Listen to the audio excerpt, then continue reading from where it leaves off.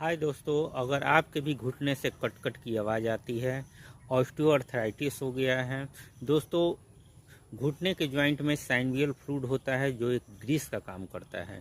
उसके सूख जाने पे हमारे घुटने में कट-कट की आवाज़ आने लगती है, जिससे रोगी को काफ़ी परेशानियों का सामना करना पड़ता है। तो आप बिल्कुल ना घबराइए। आज होम्योपैथी में 4 ऐसी दवाएं बताएंगे जिससे आपकी ये तकलीफ़ें 3 माह में बिल्कुल ठीक हो जाएगी। दोस्तों, पहली दवा है ब्रानिया 200, दूसरी दवा है कॉस्टिकम 200, तीसरी दवा है रूटाजी 200, चौथी दवा है रोस्टॉक्स 200। दोस्तों, ये चारों दवाइयाँ आधे कप पानी में 5-5 बूंद डालकर सुबह, दोपहर, शाम को पीना है। लगातार 3 माह ये दवा कर लेने के बाद आपके जोड़ों का दर्द बिल्कुल ठीक हो जाएगा। धन्यवाद।